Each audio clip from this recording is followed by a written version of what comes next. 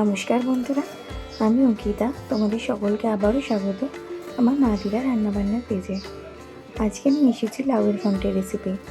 জানি এটা অনেকেই বাড়িতে বানাতে পারে, তবু আমার মনে হলো আমার মা কেমনভাবে বানায় তোমাদের সাথে একটু শেয়ার করি। তো সবার আগে লাউটাকে মা কেটে নিয়েছে, এবার এটা গ্রেটারে গ্রেট করে নিচ্ছে। আমাদের লাউ গ্রেট করা হয়ে গিয়েছে। এবার কড়াইতে সামান্য সর্ষের তেল দিয়ে তাতে সব থেকে বড়িগুলোকে ভেজে তুলে রেখে দিতে হবে। বড়িগুলো ভাজা হয়ে গিয়েছে।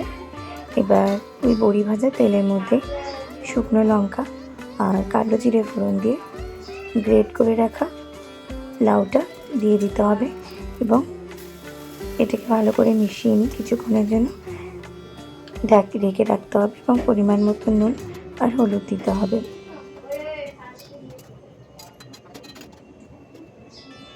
ঢেকে রাখার পর এটা মোটামুটি ভাজা ভাজা হয়ে গিয়েছে। আগে থেকে ভেজে রাখা বড়িগুলো এবার দিয়ে দেবো এবং তাতে স্বাদ মতন চিনি দিয়ে দেবো। নিরামিষ তরকারি একটু মিষ্টি হলে ভালোই লাগে খেতে। এবার আবারও কিছুক্ষণ এটাকে ভালো করে মিশিয়ে নিয়ে ঢেকে রেখে দেবো। দিলেই আমাদের লাউয়ের ঘন্ট মোটামুটি তৈরি। এবং নামানোর আগে সামান্য ধনেপাতা কুচি এর মধ্যে দিয়ে দেবো।